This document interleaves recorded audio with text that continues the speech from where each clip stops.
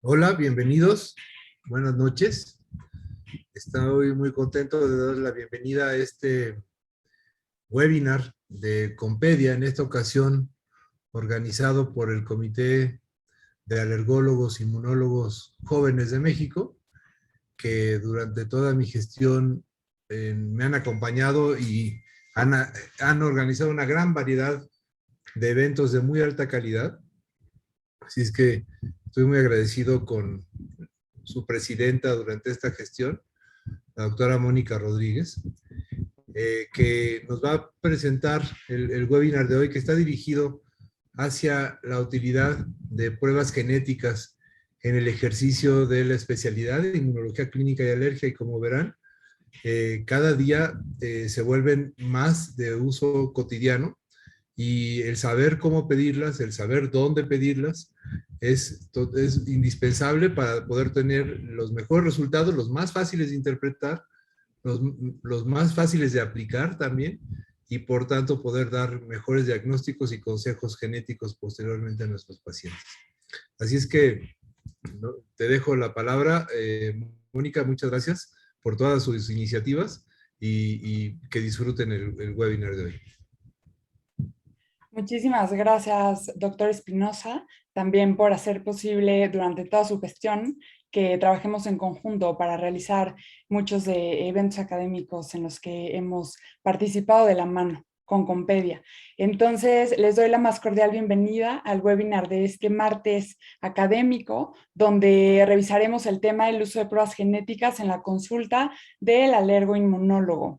Entonces, queremos realmente poner en la práctica diaria el alcance que puede tener, desde luego, llegar al diagnóstico genético, pero que es algo sobre todo alcanzable en nuestro consultorio. Entonces ya hay varios países, incluso a lo largo de América Latina, que cuentan con este alcance. Bueno, es para mí un gran honor, primero agradecer al Laboratorio Invitae, quien está colaborando con nosotros en el webinar de este martes, y pues desde luego a todos ustedes por conectarse, por estar presentes de forma virtual en este martes académico. Y bueno, también quiero repasar con ustedes los eventos académicos que se están llevando a cabo en conjunto también con otras organizaciones académicas, como lo es el curso de inmunología avanzado básico y clínico, que inició desde el 26 de mayo y se está llevando a cabo de forma digital con un programa académico muy, muy extenso, pero muy nutritivo para quienes nos dedicamos tanto a la investigación como al espectro clínico de la alergia y la inmunología clínica. También está en puerta la semana que entra, del 18 al 20 de agosto, el Congreso que normalmente se hacía cada 2 años, y ahorita es la quinta edición, si no estoy equivocada. Es un congreso que el temario académico los invito a todos a que lo descarguen, lo revisen y desde luego se inscriban, porque es un temario que quedó elegantísimo, con muchísimos profesores, tanto nacionales como internacionales, de altísimo calibre. Va a combinar perfectamente bien con el tema que se va a tratar en la sesión del día de hoy. Entonces los invitamos porque es el evento académico que ya está en puerta la semana que entra. Y bueno, también resaltar e invitarlos a todos a inscribirse a nuestro congreso anual, el congreso anual del Colegio Mexicano de Pediatras Especialistas en Inmunología Clínica y Alergia. El temario académico también está quedando muy, muy interesante. Estamos destacando las enfermedades alérgicas e inmunológicas graves como amenaza para la salud de la infancia. Entonces, muy, muy bienvenidos todos a lo largo y ancho de América Latina o España, o desde donde nos quieran acompañar, del 22 al 25 de septiembre. Y en orden, porque ya vamos, la semana que entra el de MEXGID, en septiembre el Congreso Nacional, y en noviembre vamos a tener este congreso también elegantísimo académicamente. Es la sexta edición del Simposio Internacional de Inmunoterapia con Alérgeno y Terapia con Biotecnológicos. Se va a llevar a cabo en un formato híbrido aquí en la Ciudad de México, pero también se pueden inscribir para seguirlo digitalmente desde donde nos visiten. Entonces, bueno, sin más preámbulo, es para mí un gran honor presentar a nuestros dos ponentes del día de hoy. Vamos a tener la intervención primero de un inmunólogo alergólogo de altísimo calibre, recién egresado. Quiero presentarles al doctor Jorge Eduardo Macías Garza. Él es originario de Aguascalientes, allá cursó la carrera de médico cirujano y desde el servicio social en investigación ya tenía cierta afinidad hacia los errores innatos de la inmunología, de la inmunidad. Luego realizó la especialidad de pediatría por el Instituto Nacional de Pediatría, avalado por el posgrado de la UNAM, y luego la subespecialidad de alergia e inmunología clínica, también por el Instituto Nacional de Pediatría. Bueno, dentro de los cargos también ha sido muy activo en la docencia y en promover la educación médica continua. Es expresidente de la Sociedad de Médicos Residentes y expresidentes del Instituto Nacional de Pediatría. Ha sido también organizador de eventos académicos y fue también coordinador de los residentes de la subespecialidad.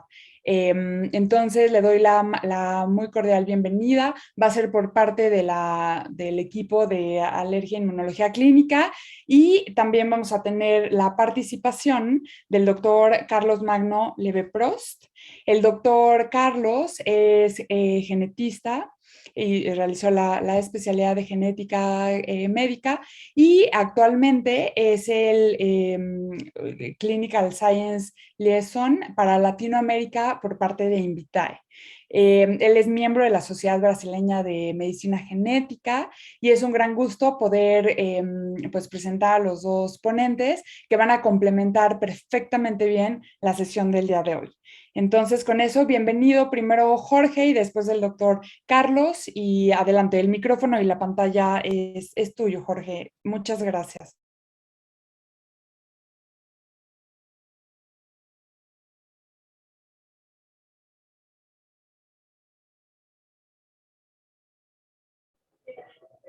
Bueno, buenas tardes. Muchísimas gracias por la invitación a la doctora Mónica y al doctor Francisco Espinosa.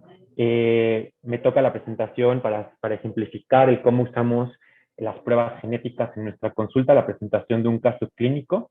Y sin más preámbulos, gracias por la presentación. Una disculpa que no pueda poner la cámara, pero es por cuestiones ajenas a mí. Y vamos a dar inicio.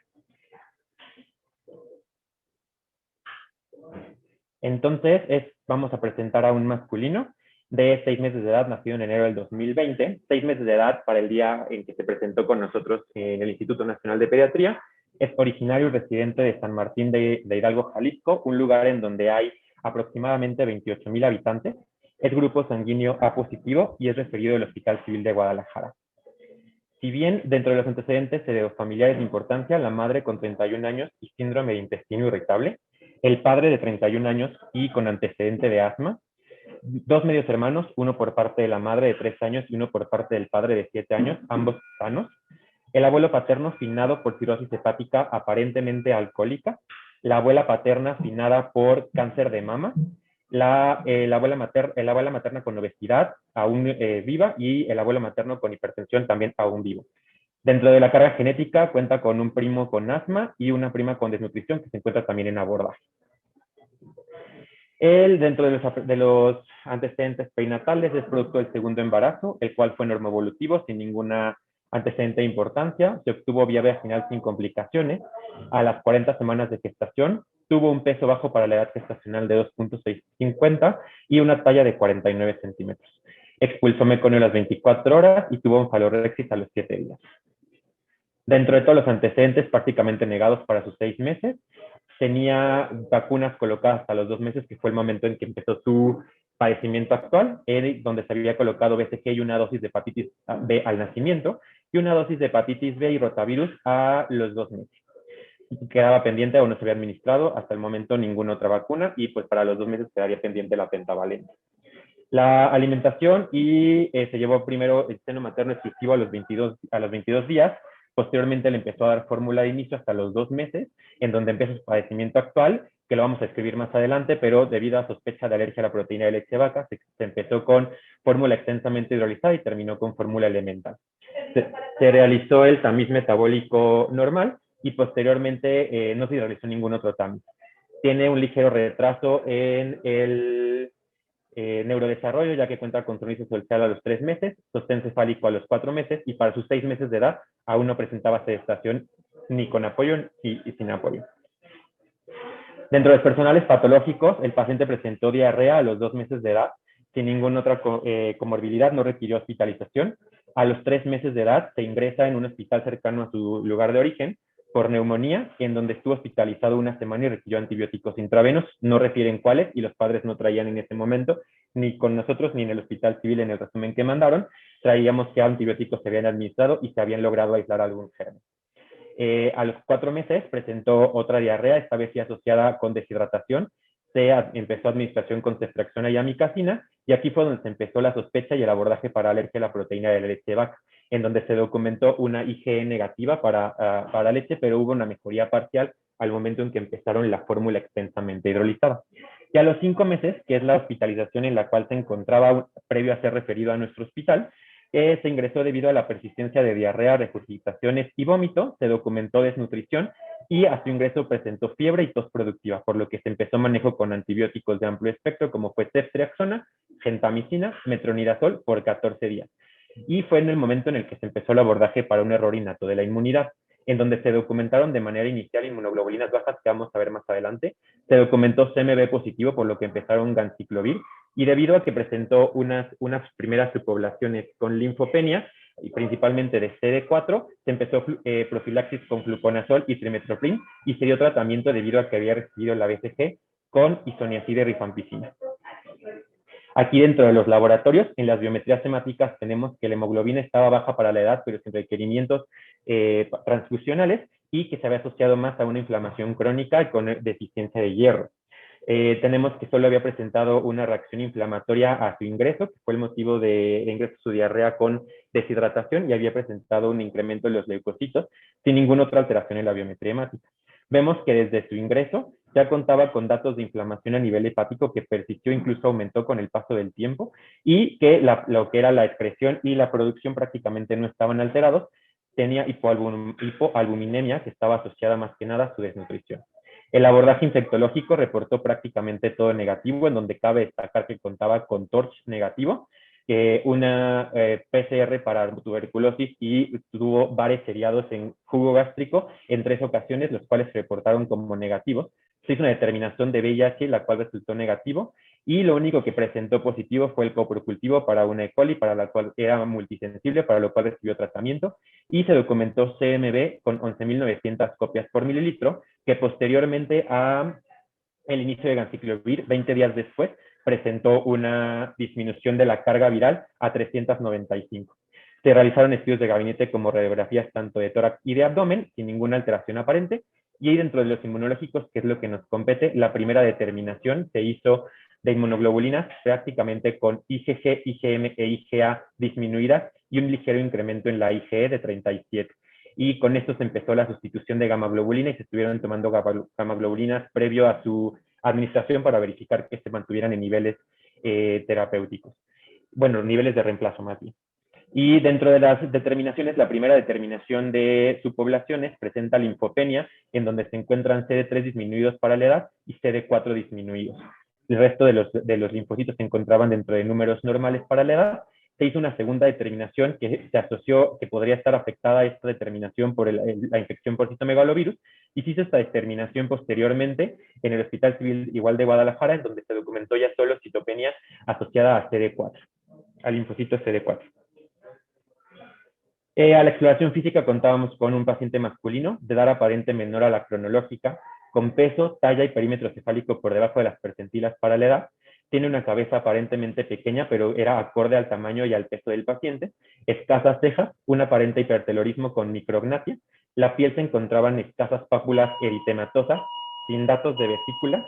Contaba con xerosis en el cuero cabelludo y con escasas costras, por lo cual los diagnósticos de ingreso fueron un lactante con desnutrición con afección de la talla y peso, infección por citomegalovirus, para lo cual estaba recibiendo tratamiento con ganciclovir, diarrea crónica que se había sospechado probablemente por alergia a la proteína de leche de vaca no mediada por IgE, ya que contaba con una determinación negativa, dermatitis seborreica, que eran las alteraciones que veíamos a nivel de cuero cabelludo, y la razón de su ingreso y su referencia al Instituto Nacional de Pediatría es por un probable error innato en la inmunidad, en donde se tenía sospecha de una inmunodeficiencia combinada grave con un fenotipo T negativo, B positivo y NK positivo, que había sido como lo habían referido en un inicio, y posteriormente en las subpoblaciones subsecuentes nos dimos cuenta que era una linfopenia selectiva de CD4.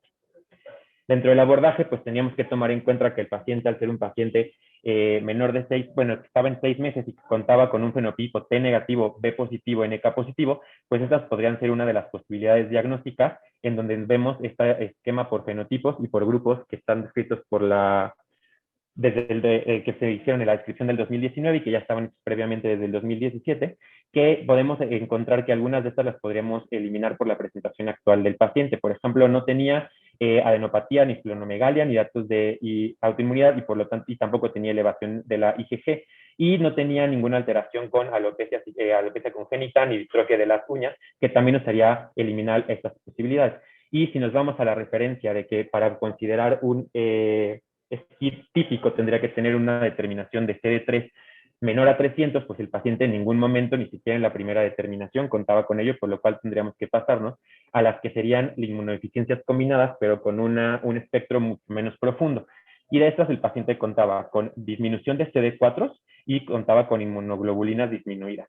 De aquí, con disminución de CD4, tendríamos que buscar específicamente la deficiencia de complejo 2 de complejo de histocompatibilidad clase 2 y tendríamos que también buscar alguna de estas, pero también podríamos hacer algunas restricciones en donde una de las cuales quedaría como posibilidad diagnóstica debido a la presencia de TCs disminuidos y a la presentación de IgE elevada podría ser la deficiencia del receptor de interleucina 21. Su evolución, una vez que estuvo hospitalizado, presentó a las 2 semanas de su ingreso una neumonía con derrame pleural y choque séptico que requirió ventilación mecánica, antibióticos de amplio espectro, aminas vasoactivas y el único aislamiento que se hizo fue un rinovirus. Posteriormente salió de este cuadro, regresó a piso y regresó a la terapia intensiva aproximadamente dentro de 15 días por un choque séptico, falla multiorgánica y esta vez se asoció a una probable infección del catéter venoso central. Requirió también ventilación mecánica, antibióticos de amplio espectro, aminas vasoactivas y en esta ocasión, debido a la falla multiorgánica, se administraron transfusiones tanto de paquete globular como de plaquetas.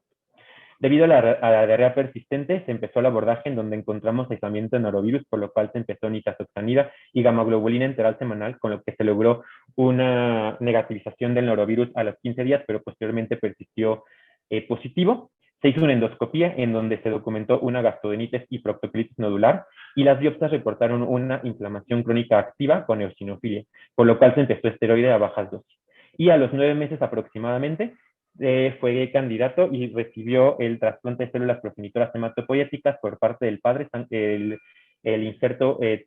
La fuente fue sangre periférica, recibió acondicionamiento y tuvo un rechazo primario al injerto, que lo llevó a secuelas infecciosas. Se hizo una segunda infusión aproximadamente al mes, que eran los 10 meses del paciente, y el paciente falleció por fallas infecciosas. En el diagnóstico molecular se solicitó la determinación por medio del panel Invitae y en donde nos reportaron una mutación en RSX-ANK, que es un transactivador del complejo histocompatibilidad clase 2 y que se ha asociado a estas deficiencias, por lo cual el paciente encontraba con esta alteración. Y nos vamos a que en el abordaje que habíamos hecho inicialmente, pues sí se logró documentar la deficiencia del complejo histocompatibilidad clase 2, que se le conoce como síndrome del linfocito desnudo. Y vamos a hablar rápidamente de unas características del mismo para poder ir viendo qué fueron lo que fue cumpliendo nuestro paciente. De manera rápida, en la descripción se describió más o menos en 1979 en Francia por Tauren, en un paciente masculino que presentó falla de medro, gastroenteritis recurrente, y aquí fue donde se documentó que el linfocito se encontraba sin sus receptores. Más o menos en los 90, estos dos autores propusieron que la alteración era más que nada en los transactivadores, ya que el gen de este complejo de clase 2 se encontraba intacto. Y aquí fue donde se describieron 4 grupos complementarios de la A a la D, que fueron asociados posteriormente a sus mutaciones en los complejos de transactivación clase 2 y en las subunidades del factor de reactivación X, que son estas 3, y cada uno correspondería a cada una de las letras en ese orden. Se han descrito hasta el momento 300 pacientes, la gran mayoría provenientes del norte de África y con el antecedente de consanguinidad, que aquí sería importante recalcar en nuestro paciente que teníamos ambos padres procedentes de una comunidad de 28,000 habitantes. Si bien no está descrito como parte de endogamia, tendríamos que buscar un poco si habría asociación o no, debido a que la comunidad era muy pequeña y ambos padres eran procedentes de ahí. Dentro de la clínica teníamos susceptibilidad de bacterias y virus, en las cuales, tenemos susceptibilidad de bacterias, virus, hongos y parásitos, y pues tenemos que el paciente tuvo susceptibilidad a bacterias debido a los 2 choques sépticos que presentó y que se lograron aislar algunos virus como rinovirus, norovirus y citomegalovirus, que fue con el cual se egresó del Hospital Civil de Guadalajara ya con tratamiento. Infecciones respiratorias y gastrointestinales recurrentes, las cuales fueron graves, requirieron ingreso hospitalario y requirieron antibióticos intravenosos. También el paciente tuvo una diarrea crónica para la cual se dio abordaje y que le condicionó alteraciones del crecimiento. Dentro de los agentes infecciosos estamos que tenemos tanto intracelulares y extracelulares. Y de los intracelulares el paciente encontró con citomegalovirus y del resto no se lograron documentar, pero también podemos encontrar en estos pacientes virus herpes simple, neumocistis, salmonella y cryptosporidium, que cryptosporidium se puede asociar a afección hepática y que esto nos podría llevar al pronóstico. Incluso se ha reportado que puede haber afección hepática progresiva que puede estar no asociado a alguna infección y que esto va a condicionar también un mal pronóstico para el paciente. Dentro de los agentes extracelulares tenemos a las pseudomonas, estafilococos, estreptococos y cándida, y que una sospecha fuerte al tener una infección asociada a catéter, podríamos sospechar que el paciente tuvo infección por estafilococos, para lo cual también se dio tratamiento específico con antibiótico de amplio espectro como la vancomicina. Debido a, bueno, y hablando un poquito de la fisiopatología, pues tenemos que de manera normal estos transactivadores permiten que el gen del complejo de histocompatibilidad clase 2 se pueda expresar y permita que haya la expresión a nivel celular. Si estos transactivadores están bloqueados, el gen va a estar intacto, pero esto va a permitir esto no va a permitir que haya la expresión del mismo. Como vemos en la imagen, en la segunda imagen, podemos ver de manera normal cómo se acoplan lo que es el complejo transactivador clase 2 con el complejo RFX, en donde se encuentra el RFX ANK, RFX5 y RFX AP, que el nombre lo dan dependiendo a sus funciones que tienen. Y que cuando cualquiera de estos falla, ya sea el grupo A, B, C, pues vamos a tener que no va a permitir el acoplamiento adecuado y por lo tanto no vamos a tener la expresión del complejo de histocompatibilidad. Y entonces aquí de manera esquemática esto es como debería funcionar el complejo histocompatibilidad clase 2, en donde recibe al péptido, lo internaliza y permite que posteriormente se lo presente a la célula TCD4 y esto va a permitir la activación y la maduración de algunas células inmunitarias como son las células dendríticas y los linfocitos B, y que al momento en que no tenemos esta expresión, pues todas estas funciones van a estar alteradas.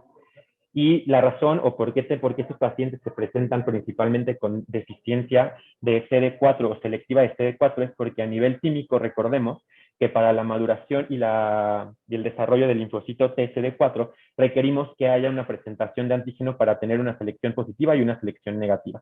¿Y qué pasa si no está este complejo histocompatibilidad clase 2? Pues no vamos a tener la maduración para que las células que reciben la selección positiva maduren y salgan a la periferia y por lo tanto vamos a tener deficiencia de CD4. Pero los pocos que logran salir, porque no es una deficiencia absoluta, pueden llegar a ser autorreactivos y es lo que nos explicaría que hasta en el 20% de los pacientes puedan llegar a tener unas manifestaciones como autoinmunidad. Y recordando cómo funciona y el por qué tenemos que hay infecciones recurrentes y hay deficiencia de gamma globulina, se requiere del complejo de histocompatibilidad clase 2 para activar a linfocitos TCD4 y que por medio de citocinas, mejore la activación y la fagocitosis de los macrófagos, las células dendríticas y los neutrófilos para poder hacer una mejor fagocitosis de los microorganismos. Y asimismo va a requerir de la activación del CD4 linfocito B para madurar y convertirse en célula plasmática y producir las inmunoglobulinas, que en este caso, como no tenemos esta comunicación entre CD4 y linfocito B, pues vamos a tener esa es la razón por la cual tenemos hipogama globulinemia. Y pues muchísimas gracias por todo. Les dejo mis datos para cualquier duda o aclaración.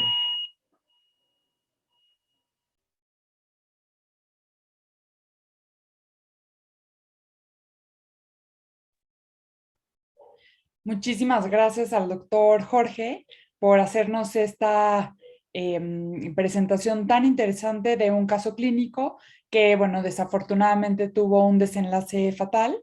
Sin embargo, podemos aprender muchísimo del mismo y ahorita va a ser para mí un gran gusto presentarles y dejar tanto la pantalla como el micrófono para el doctor Carlos Magno Leprevost.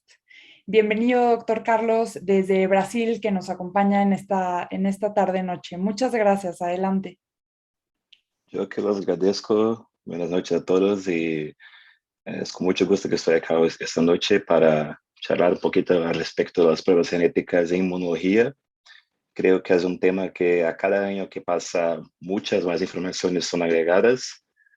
Y espero al final de la charla poder contribuir un poquito con la práctica clínica de mis colegas. Entonces voy a compartir acá mi carpeta.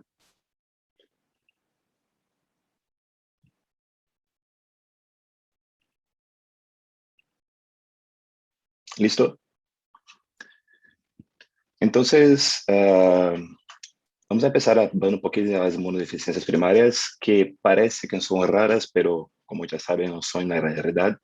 Son un conjunto de enfermedades que yo creo que todo clínico y todo pediatra deberían conocer profundamente y no son tan relatadas en las residencias o durante la formación médica, y involucra todos los productos del sistema inmunológico.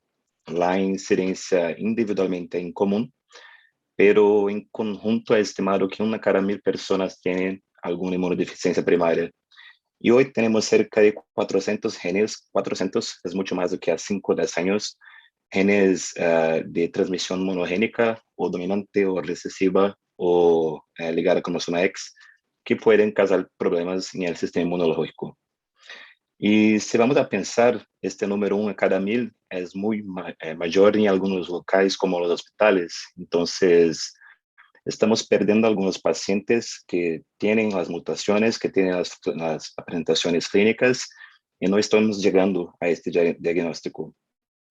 Hay dos mecanismos principales que este conjunto de enfermedades causan. Primero, es la inmunodeficiencia con el aumento de la susceptibilidad a infecciones que pueden ser bacterianas, virales, por levaduras o combinadas y que pueden poner en peligro la vida del paciente.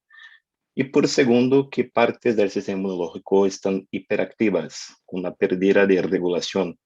Esto puede generar una alta inmunidad, alta inflamación, un aumento anormal de linfocitos que puede ser maligno o no.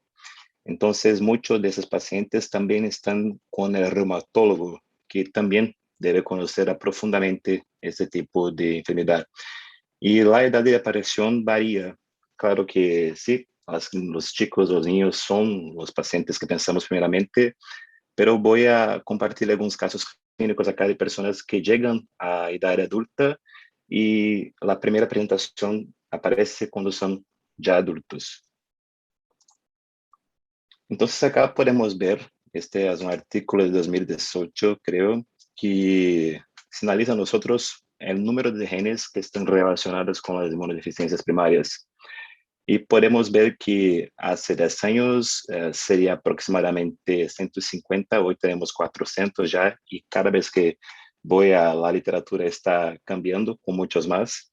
Eso se dio por la revolución de la investigación. Entonces hoy podemos hacer en nivel clínico paneles genéticos, como el doctor ya habló, y podemos pesquisar de una sola vez más de 400, 500 genes relacionados sin tener que hacer un examen para un gen. Entonces hoy es mucho más fácil y mucho más ágil para nosotros hacer la pesquisa genética. Y fue necesario categorizar estas enfermedades que hoy se dividen según el tipo de componente del sistema inmunológico que está involucrado en 8 grupos. Y también debemos lembrar que existen síndromes dismorfológicas que pueden cursar con cambios en la señalización inmunitaria. Entonces, desde el grupo 1 de inmunodeficiencias combinadas de células T y B, grupo 2 con predominantemente de anticuerpos, que es el más común. También podemos tener de alta inflamación, deficiencias de complementos, pero creo que en los próximos años vamos a tener otro cambio, y eso ya ocurre en algunas patologías en otras áreas como cardiología o neurología, que va a focar primeramente en la genética para después en el fenótipo. Entonces, esto es algo que estamos continuamente teniendo más y más informaciones a cada año. La presentación clínica es variada y no existe solo una forma fenotípica que lleva a las sospechas, sino un conjunto de signos y síntomas relacionados con el sistema inmunológico. Y lo más comunes son infecciones comúnmente respiratorias, a veces enfermedades gastrointestinales, abscesos, enfermedades pulmonares intersticiales, alta inmunidad y cáncer también. Y así un desafío llegar a un diagnóstico. Yo no empecé a estudiar hasta que empecé a hacer consultorio y esos pacientes llegaban acá, entonces tuve que estudiar porque estaba llegando a mí. Y este diagnóstico no es solo difícil clínicamente, pero también bioquímicamente y principalmente genéticamente, pues son un conjunto muy variado de enfermedades. Y uno de los aspectos que creo como clínico, no como alergólogo ni inmunólogo, es primeramente agrupar y clasificar las inmunodeficiencias y comprender una forma eficaz de investigarlas. Y cuando venimos acá a esta carpeta, el principal tipo de inmunodeficiencia es ligado con la parte humorales, que representa más del 60% de los casos, y por lo que siempre debe formar parte del diagnóstico diferencial cuando existe la sospecha de alguna inmunodeficiencia primaria. Y esta forma de pensamiento es importante que sea difundida en todas las especialidades, para el epidemiólogo, reumatólogo, porque son la mayoría de las presentaciones. También es necesario, como ya he dicho, que la formación médica generalista tenga un mayor conocimiento que estas enfermedades suelen presentarse en su gran mayoría con signos comunes. Y los exámenes básicos para empezar la investigación incluyen un análisis completo de la sangre periférica, una determinación de las inmunoglobulinas séricas y sus subclases, radiografías o pruebas de imagen de tórax, análisis de complemento y también investigación de causas adquiridas, principalmente el virus de inmunodeficiencia adquirida humana. Entonces debemos prestar atención especial a nuestros linfocitos B, que son células que se convierten en células plasmáticas que producen anticuerpos después de ser presentadas al antígeno. Y las células B tienen una media vida corta de 3 días a 8 semanas. Ya las células plasmáticas duran años. Y las inmunoglobulinas, es increíble, estos son responsables por 20% de las proteínas séricas de nosotros.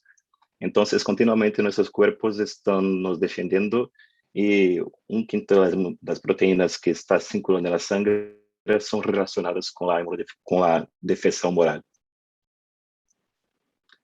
El enfoque de esta clase es ahora discutir las bases clínicas y poner conceptos genéticos que pueden ayudar en el diagnóstico y tratamiento de esos pacientes. Entonces, son algunos casos clínicos muy rapiditos. Y el primer caso es de un abogado de 40 años, anteriormente sano. Y sí, ahora estamos hablando de un adulto, pero tenemos que pensar que este adulto ya fue una crianza, un niño, en algún momento de su vida.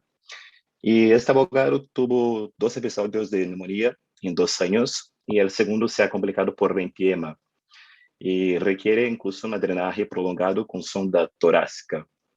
Y en la realidad yo no pensaría de un diagnóstico de una inmunodeficiencia primaria de inmediato porque el paciente tiene 40 años. No sé cómo se pasó eso, no tengo la explicación cómo por 40 años se hizo saludable sin ninguna infección. Con 40 años empezó el cuadro clínico.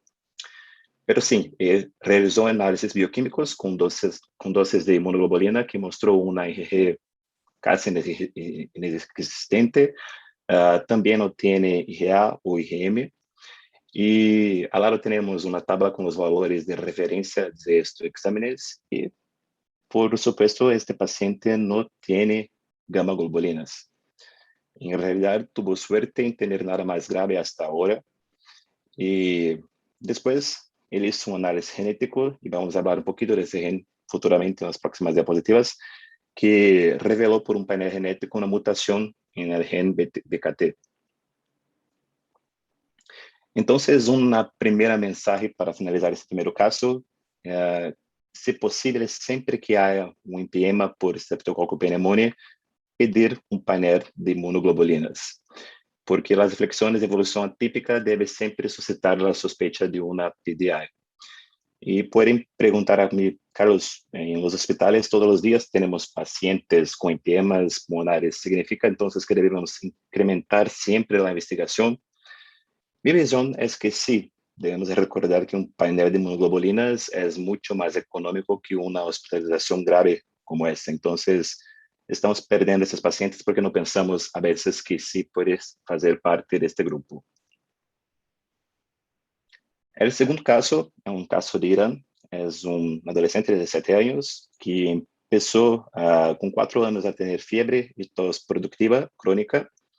Foi hospitalizado por infecções recorrentes del tracto respiratorio, como neumonía y sinusitis a los 5 años. Entonces, desde niño tenía sí fenótipo. Posteriormente tuvo varios episodios de fiebre y hinchazón en la articulación del hombro derecho y de la rodilla derecha, que fueron diagnosticados como osteomielitis recurrente y artritis sépticas.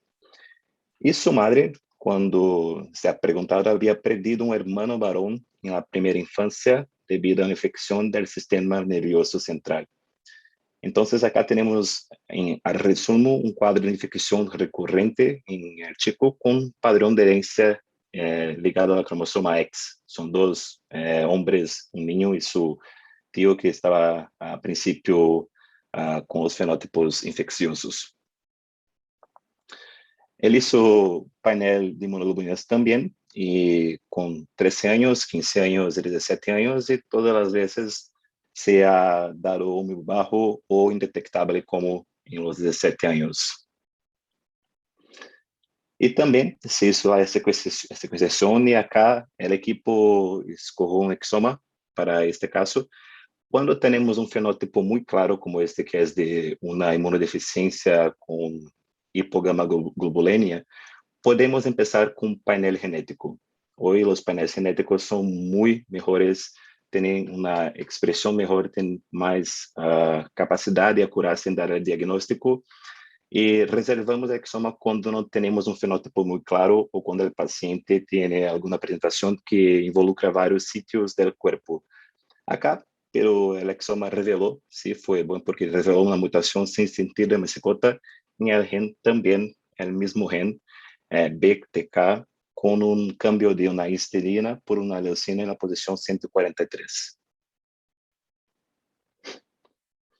Entonces, segundo lección o segunda cosa que podemos hablar, que aquí ante una condición infecciosa debemos siempre preguntar antecedentes familiares y verificar patrones de herencia.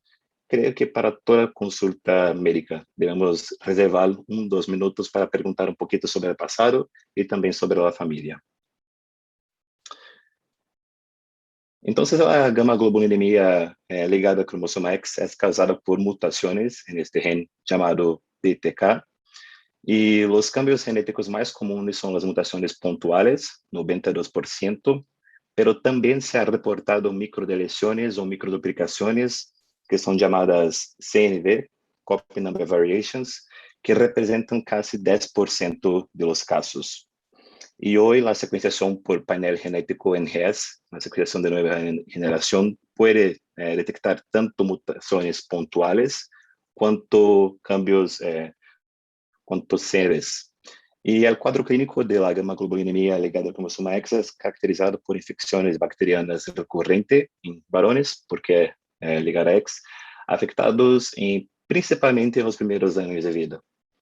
Pero como toda enfermedad genética, eso depende de la mutación. Mutaciones más graves van a tener fenótipos más graves. Mutaciones que son no tan graves o solamente un cambio de aminoácido missense, por ejemplo, pueden tener fenótipos más tarde en la vida, que fue los 2 primeros casos que presenté. Y cuando hay la mutación, esto desarrolla infecciones graves que ponen en peligro la vida de la persona, como neumonía, empiema, meningitis, sepsis, celulitis o artritis sépticas. Y los 2 organismos más comunes que se encuentran son pneumococo y Haemophilus influenza.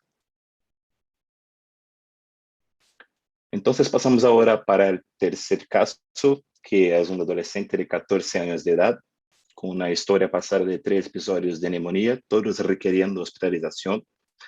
También un episodio de meningitis por Listeria monocytogenes, 5 episodios de otitis media unilateral con derrame, También infección por virus Epstein-Barr a los 6 años de edad, con hepatomegalia residual ya resuelta.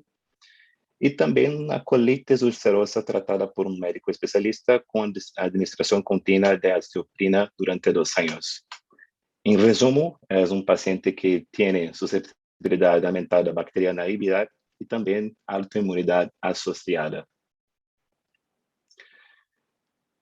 Y acá nos podemos ver que las pruebas mostraron que el paciente tenía linfopenia y deficiencia de linfocitos B CD4. Y cuando hizo un panel genético, una prueba genética, se encontró una mutación heterozigótica del gen PIK3DC, que codifica esta proteína, y vamos a hablar un poquito más adelante. Entonces, ante una condición infecciosa, debemos también investigar la presencia de enfermedades autoinmunes concomitantes, especialmente en niños, que pueden aumentar la sospecha de una inmunodeficiencia primaria. La mutación en el gen PIK3DC causa una ganancia de función en realidad, y con eso hay toda una desregulación de esta vía metabólica que cursa así con inmunodeficiencias, fenómenos autoinmunes y linfoproliferación. Hay otros síntomas relacionados como esplenomegalia, linfadenopatía crónica y enfermedad proliferativa, y también un aumento de la susceptibilidad a las neoplasias. Ahora tengo 2 casos aquí que son interesantes. Esta es una mujer de 28 años con bronquiectasias muy grave, bilateralmente en la tomografía, con tos crónica, pero era fumante y su médico relacionó esa tomografía con los fatos de ser fumante de cigarrillos. Pero alguien se ha pensado que podría tener algo por atrás y nuevamente pidió un panel de inmunoglobulinas que se mostró que había virtualmente casi nada de IgG, IgA o IgM también. Y la prueba genética también se encontró una mutación en el mismo gen PIK3DC, un cambio de una glutamina por una lisina en la posición 1021, que es patogénico. Entonces, es un mismo gen causando 2 fenotipos muy diferentes en el niño del caso pasado y en la mujer de este caso, pero que están relacionados tanto a ese gran grupo de inmunodeficiencias. Y otro, un hombre de 20 años que llegó al consultorio con disnea, con dificultad de subir la escalera, y tenía una historia pasada de infecciones en la piel y algunas infecciones respiratorias. Y cuando se hizo la tomografía, muy mala la tomografía, con un cuadro de infección intersticial muy malo, sí. Pronóstico no es bueno para este caso. Creo que incluso este hombre se fue a óbito después de 2 años diagnosticado. Y también, como el último caso de la mujer, no había casi nada de inmunoglobulina en él. Entonces, siempre lembrar, eso es bueno cuando estoy hablando para otras especialidades, que cuadros como bronquiectasias o enfermedad pulmonar granulomatosas son posibles presentaciones de las PDI y deben sí suscitar la investigación tanto bioquímica cuanto genética cuando posible. Entonces voy a entrar ahora en la inmunodeficiencia común variable, que es un gran grupo de enfermedades, en realidad causada por una decena de genes diferentes que tienen en común la disminución de la producción de autoanticuerpos. Es llamada de común porque es muy común dentro de ese gran grupo, y variable porque sí cursa con gran variabilidad de síntomas. Y podemos ver que el gen que ya hemos hablado del PIK3DC es solo uno de los que pueden estar relacionados, pero ilustraríamos diversos fenotipos posibles.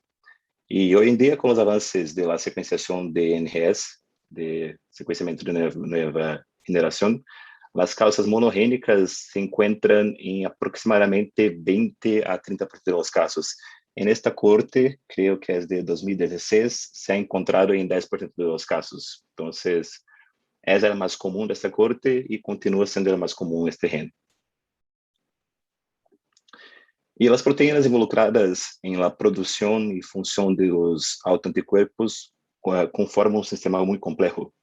En los últimos 10 años, este campo de estudio de estos genes nos permite cada vez más tener respuestas de este gran conjunto de enfermedad. El diagnóstico es hecho por la reducción de las inmunoglobulinas. La IgG suele ser menor que 400, la IgA es muy baja. Y a veces hay una función disminuida, entonces no hay algún componente cuantitativo, pero calitativo. Entonces la función es ausente o reducida. Y el número de las células T y B puede ser normal o reducido. Y sí, las pruebas genéticas acá, elas no tienen acurácia de 100%, pero pueden proporcionar información adicional y un mejor diagnóstico para los pacientes.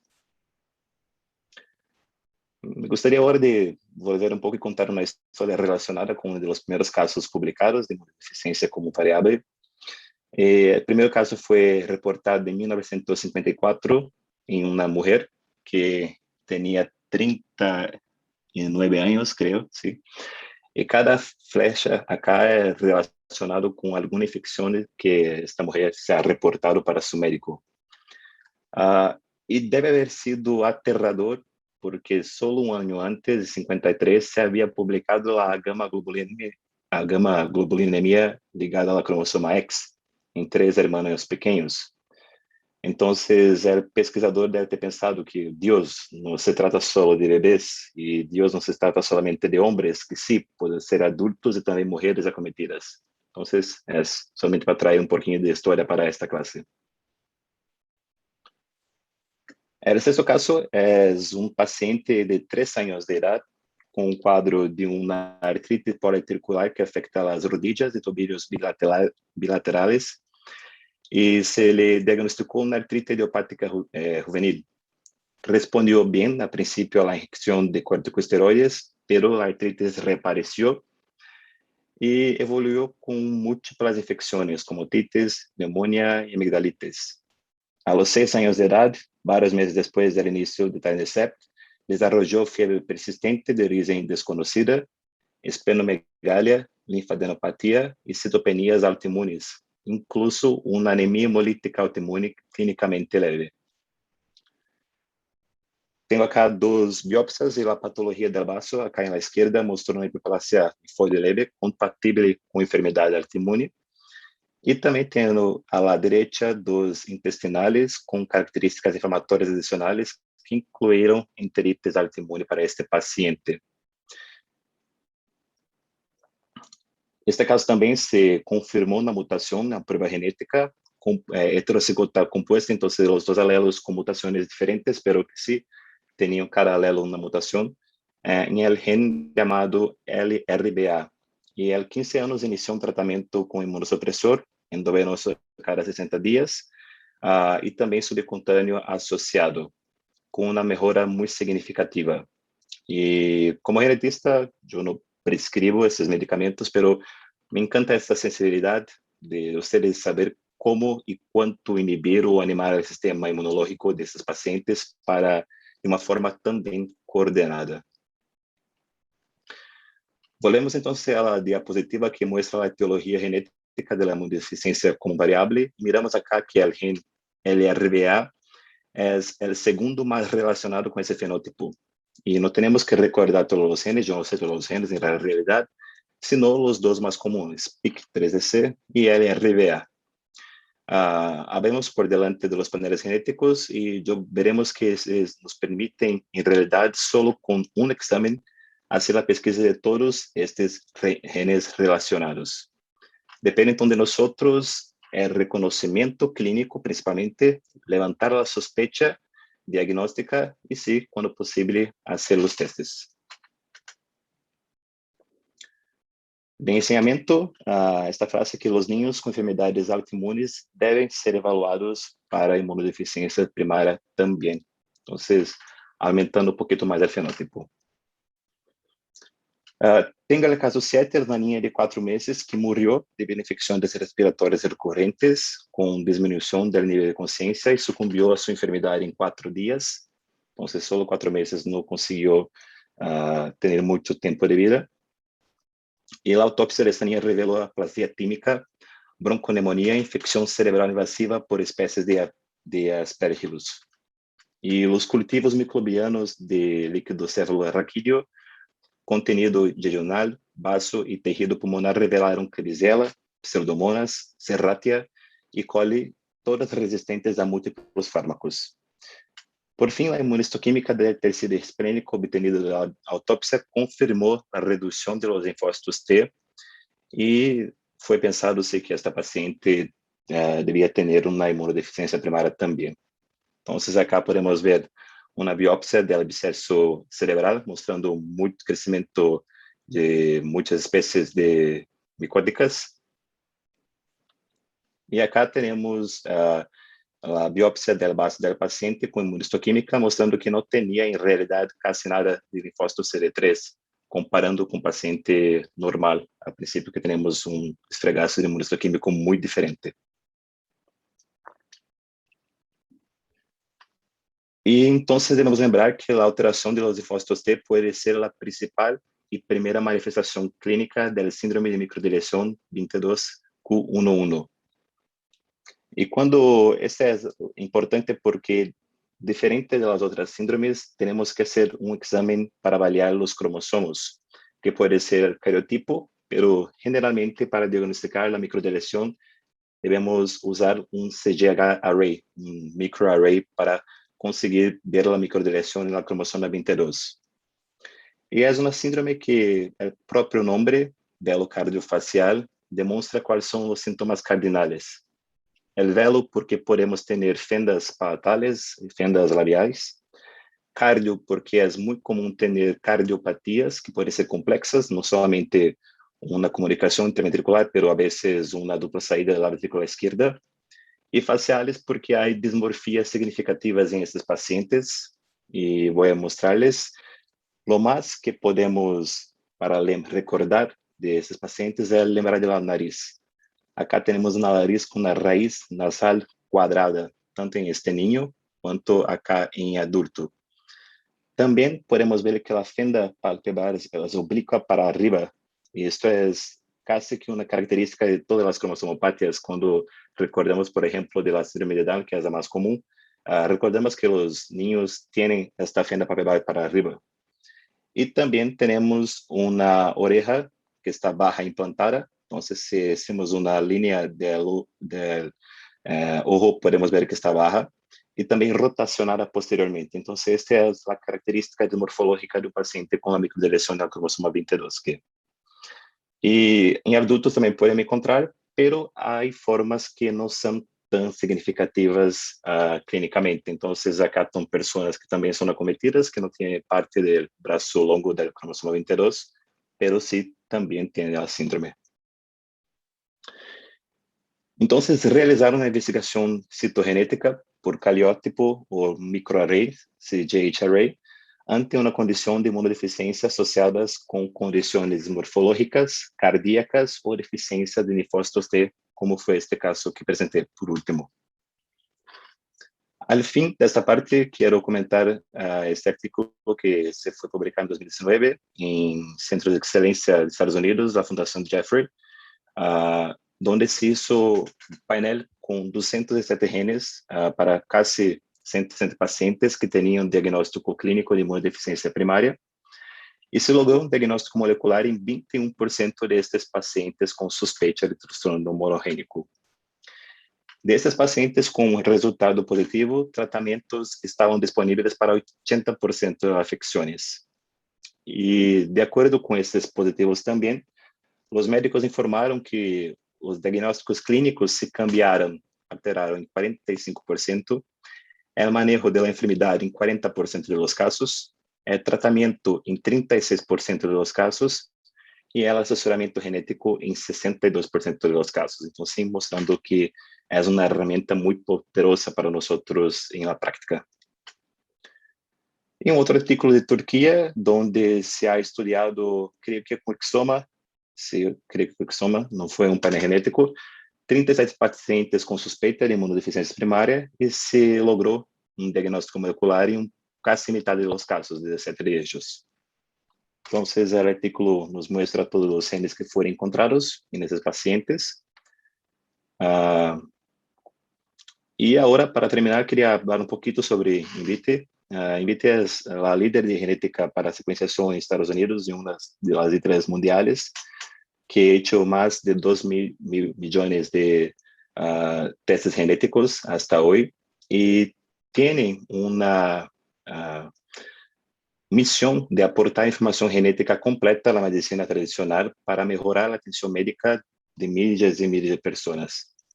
Y el objetivo de Invite es hacer que las pruebas genéticas sean, primero, de alta calidad y segundo, accesibles, porque nosotros sabemos que son a veces testes muy costosos y si vamos a recordar, 1 de cada 20 personas en el mundo tiene alguna enfermedad rara, 1 de cada 20 personas. En México creo que son 6 millones de personas que tienen alguna enfermedad rara, entonces no son pocas. Y 80% de las enfermedades raras son de causas genéticas monogénicas. Entonces tenemos sí que tener un poquito más de atención a esos pacientes. Invite está en casi todo el mundo y en América Latina también. Casi todos los países son representados. Y hace exámenes para varias áreas terapéuticas, no solo para inmunología, pero también para oncología, cardiología, neurología, fertilización, neonatología, pediatría, para todas las áreas que pueden tener pruebas genéticas. ¿Y cómo es hecho una prueba genética? De una forma muy rápida y muy general, ¿sí? Cuando tenemos un DNA genómico de un paciente, primero roteamos ese DNA en varios fragmentos y generamos millares de fragmentos para ese paciente y escogemos los genes que queremos secuenciar de acuerdo con los paneles, los exons de los genes que queremos secuenciar. Después de hacer esta ligación de los genes, hacemos un lavaje para dejar solamente la información que queremos secuenciar, ponemos en el secuenciador y el utilizado por Invite es el de última generación de Illumina, y con eso cambiamos una información biológica en una información computacional de muchos gigabytes. Y no solamente el preparo de la muestra, pero lo principal es saber interpretar la prueba genética, porque mutaciones todos tenemos. Es común que tengamos mutaciones, pero la gran mayoría no son causadoras de doença, no son patogénicas. Invite sigue las recomendaciones del Colegio Americano de Aconselhadores Genéticos, que clasifica las mutaciones en 5 formas, desde benignas, probablemente benignas, patogénicas, probablemente patogénicas, o cuando no tenemos informaciones suficientes, clasificamos como variante de significado incierto, o también llamada de VUS. Y la diferencia de Invite es que se ha publicado una herramienta llamada Sherlock en 2017, donde todas las alteraciones genéticas que son encontradas en los paneles pasan por la misma forma de avaliación dentro de Invite. Son 5 los criterios para avaliar una mutación para ser clasificada como benigna o patogénica. Esses criterios incluyen dados populacionales, el tipo de variante genética que se ha encontrado, observaciones clínicas relacionadas, entonces una correlación fenótipo-genótipo, estudios experimentales, o sea, cómo esta variante puede cambiar la proteína o el RNA, y también análisis indirecta in silico, se pone en algún programa computacional y se ve que se hace esta mutación a la proteína en este programa.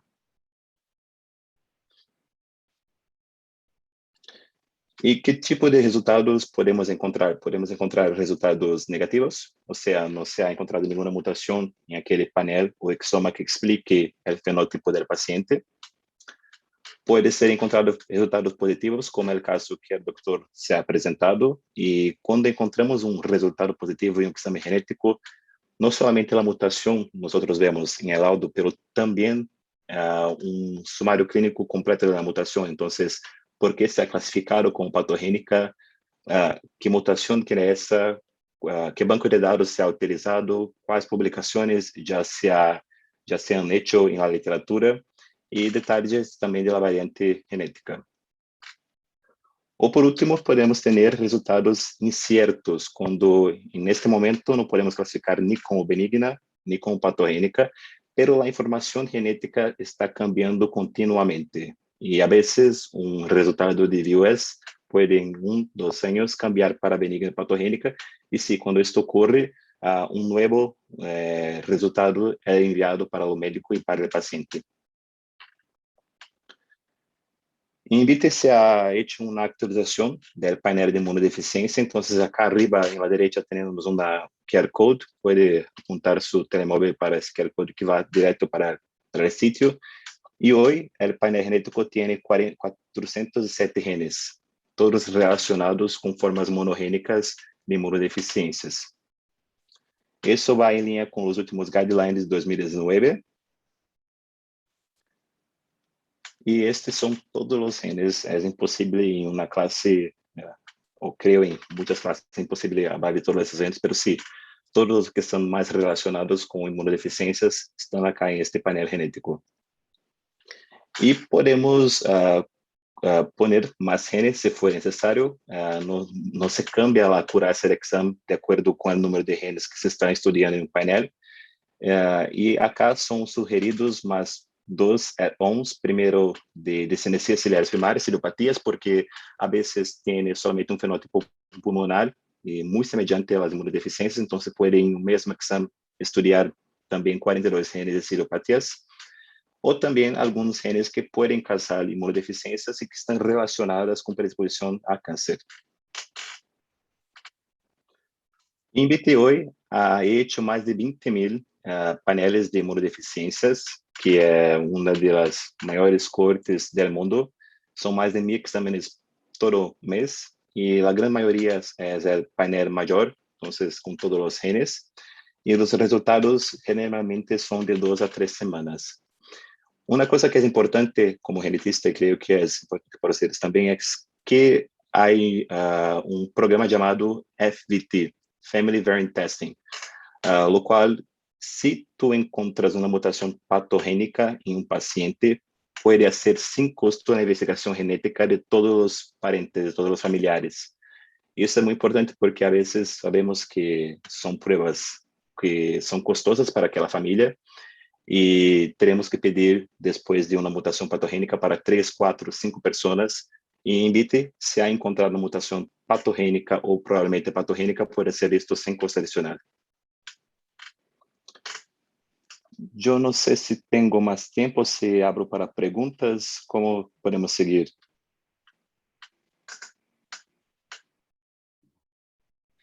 Estamos ahorita, doctor Carlos, muchas gracias. Todavía tenemos un poquito de tiempo por si quiere continuar y sí me gustaría que dejáramos al final algunos 15 minutitos para las preguntas que nos están llegando al chat. Sí, sí, perfecto. Solamente más 5 minutos acá porque fue un caso que yo discutí con un médico acá de Brasil. Y empezamos después de una clase esa discusión. Entonces es un pneumólogo del sur de Brasil que tenía un caso de una mujer que estaba con 21 años y acompañaba este hospital universitario por varios especialistas, genética, pneumología, reumatología, con histórico de infecciones recurrentes a partir de 2 años de edad, con sibilancias, tos seca. También tenía artritis en la rodilla izquierda y derecha desde los 9 años de edad. Se sometió a pulsoterapia de corticosteroides y también metotrexate y azathioprina. Fue avaliada por reumatología sin evidencia, según la reumatología, de enfermedad de autoinmune. Lo que llama la atención también es que tenía una altura muy corta, 1,21 m de altura, muy baja, un peso reducido, pero un MC también muy magra, y estaba siendo avaliada por la genética de aquel hospital con una síndrome progeroide interrogada. Entonces, una síndrome de... van a ver en la foto del paciente, parecía ser una progeria, pero tenía mucho más cosas de la progeria para fechar este diagnóstico.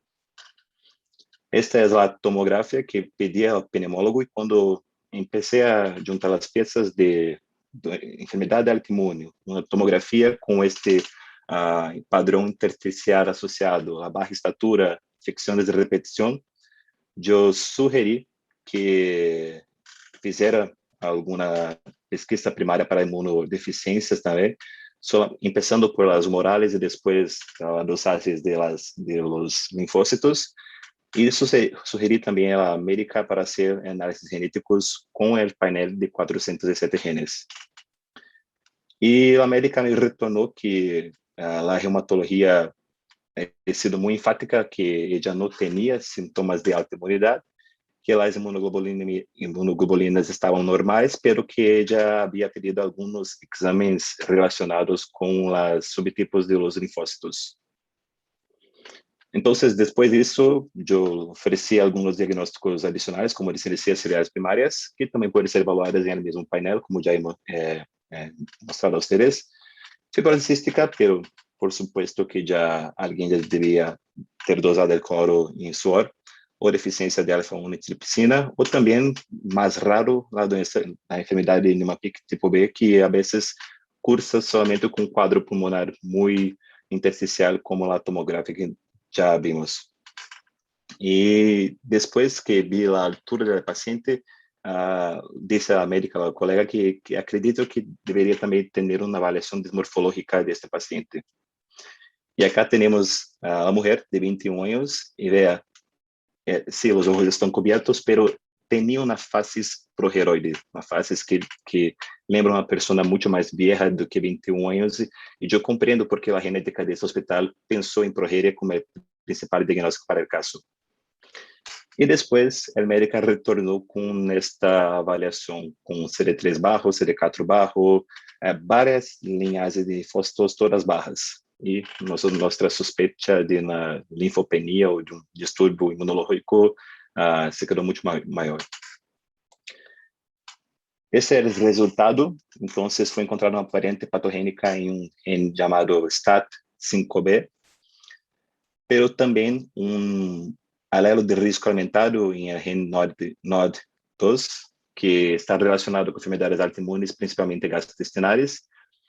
Pero esta variante es más común en enfermedades recesivas y hay algunos casos dominantes. Entonces, cuando fuimos para UMI y pesquisar un poquito más, encontramos que en la realidad los pacientes que tienen la mutación en STAT5B tienen sí una desregulación en su inmunidad celular relacionada a linfócitos B y T, y también una insensibilidad a la hormona de crecimiento, lo que explica los dos fenotipos de este caso. Entonces, está para publicación, creo que en algunos meses se va a ser publicado también. Por fin, los agradezco por todo el tiempo. Dejo acá tanto mío quanto Rodrigo pueden entrar en contacto para conversarnos, y fue mucho gusto participar acá hoy. Gracias.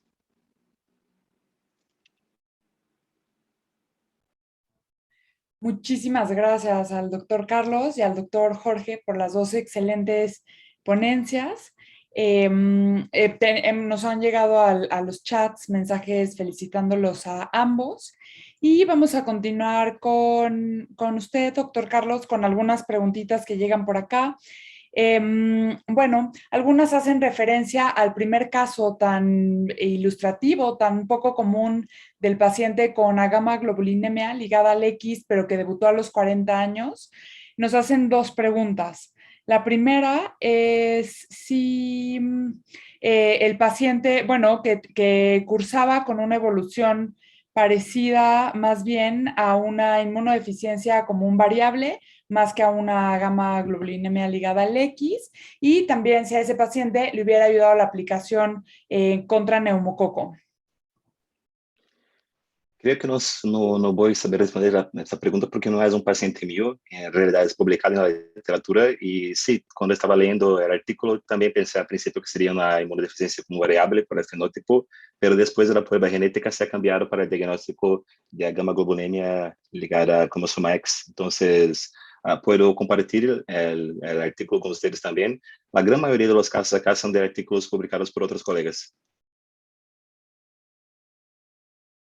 Muchas gracias. Sí, a lo mejor aquí en el chat podemos compartir la publicación para ahondar, porque sí hay casos reportados, pero son muy raros que debuten hasta tan tardía edad. Y justo como usted lo mencionó, más bien qué suerte tuvo ese paciente. Entonces, hay otra pregunta, muchas más felicitaciones. Una preguntita acerca de cuál es la cosecha diagnóstica hoy en 2021.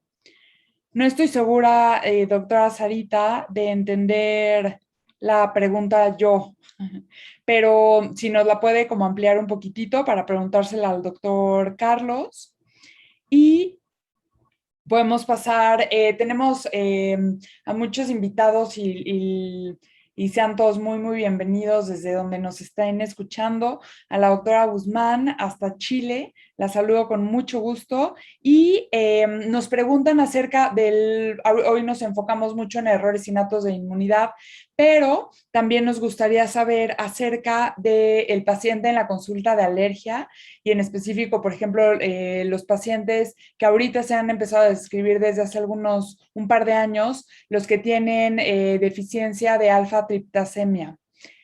¿Tenemos algún panel para estudio genético de este tipo de alfa-triptasemia hereditaria?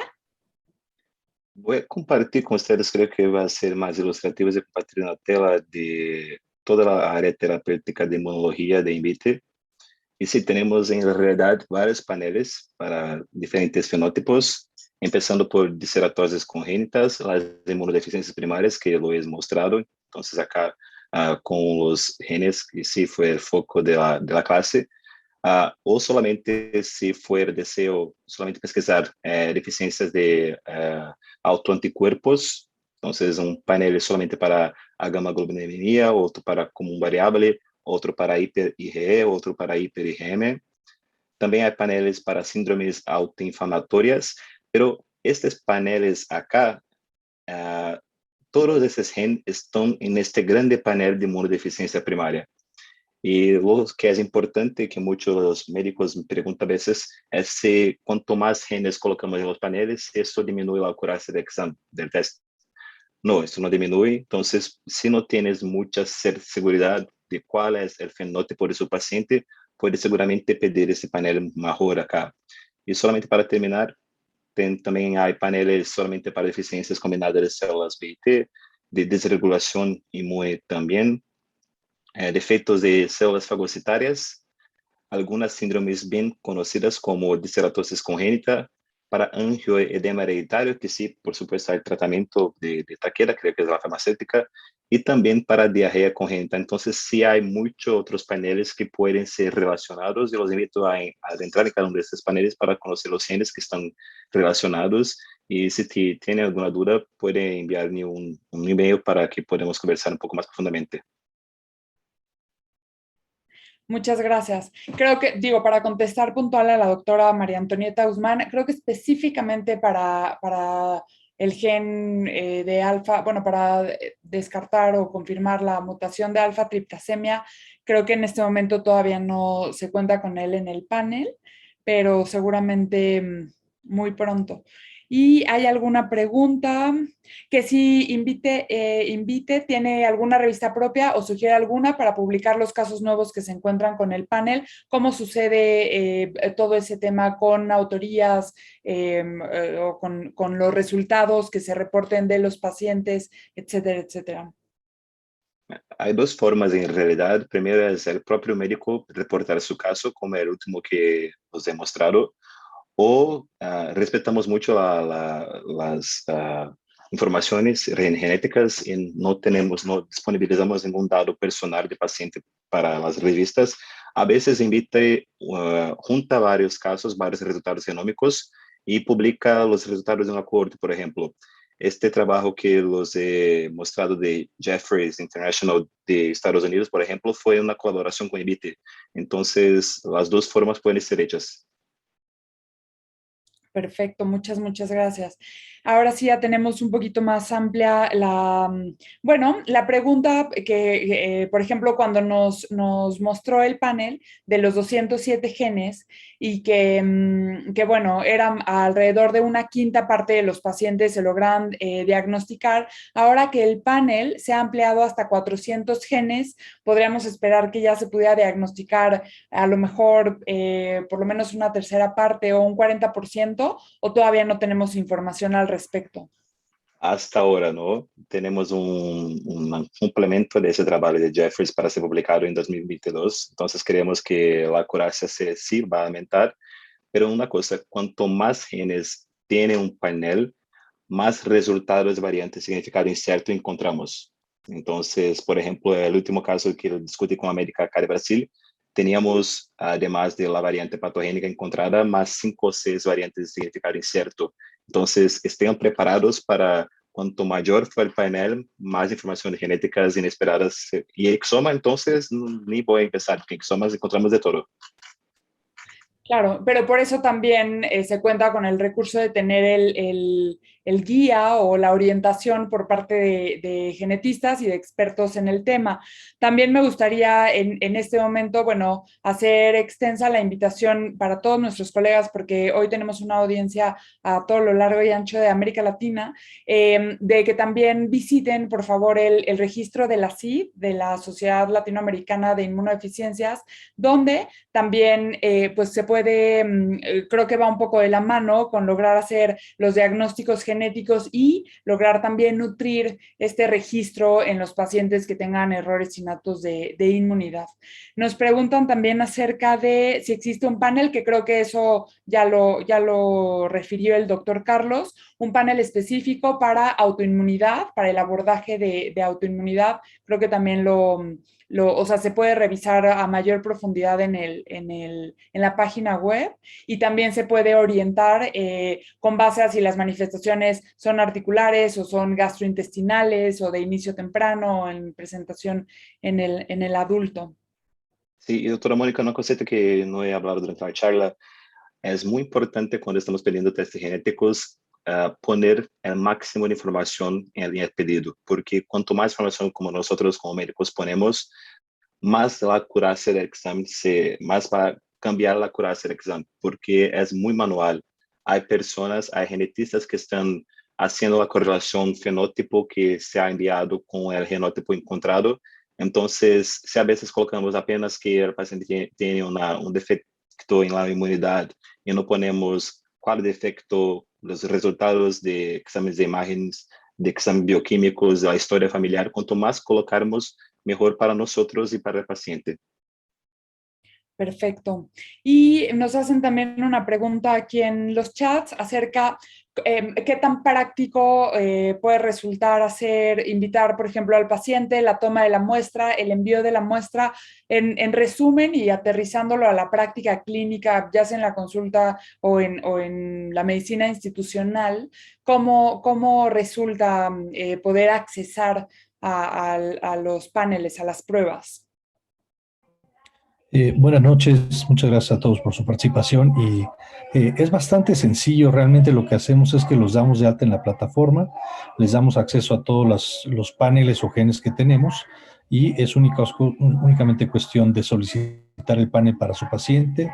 Para esto nosotros les enviamos los kits sin ningún costo a los consultorios, puede ser de sangre, saliva o mucosa oral, lo que ustedes prefieran utilizar, y toman la muestra con el paciente en el consultorio, le marcan a una empresa que nos ayuda con la parte de los envíos de la muestra a Estados Unidos y el resultado les llega en 10 a 21 días. En promedio en 14 días ya lo tienen en la plataforma.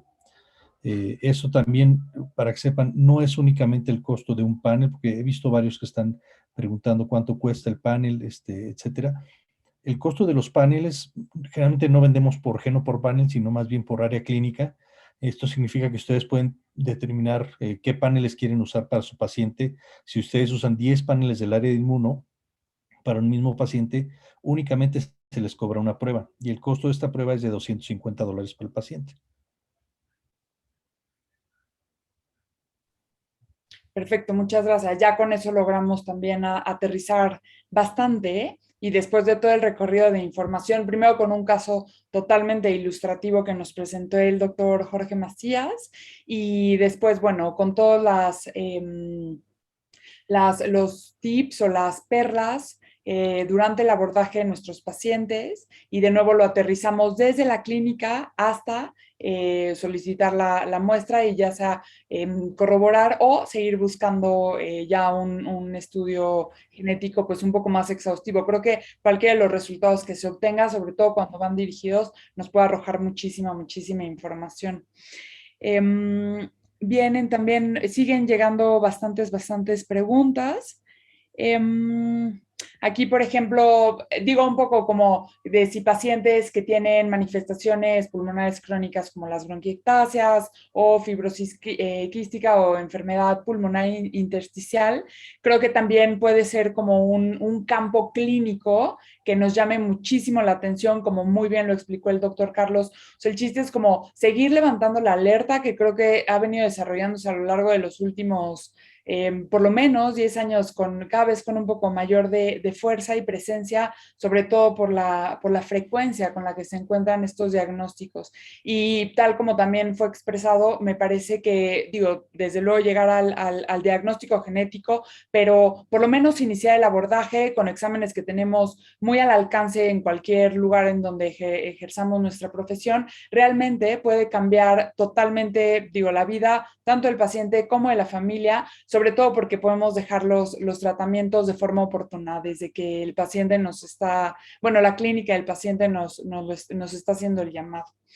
Entonces, creo que con eso y por fines del tiempo, voy a cerrar la sesión de este martes académico de clínica y diagnóstico genético, no sin antes volver a agradecerles la excelente participación a los dos ponentes, al doctor Jorge, al doctor Carlos, también poder platicar un poquito con usted, doctor Rodrigo, y bueno, dar al alcance de todos nuestros colegas a lo largo de América Latina para que los contacten y para que puedan realmente aterrizar los diagnósticos y nutramos más el diagnóstico de nuestros pacientes. Muchísimas gracias. Vuelvo a hacer la cordial invitación la semana que entra para el Congreso de MEXGID, en septiembre para el Congreso Nacional de Compedia, que todos van a ser virtuales. Y finalmente, también recordarles que hoy se va a enviar la liga para que contesten las preguntas. Para que puedan completar las actividades y obtener su constancia con aval académico por parte del colegio. Muchísimas gracias a todos y que pasen muy buena noche. Hasta luego. Muchas gracias. Muchas gracias por la invitación. Que tengan excelente noche. Hasta luego.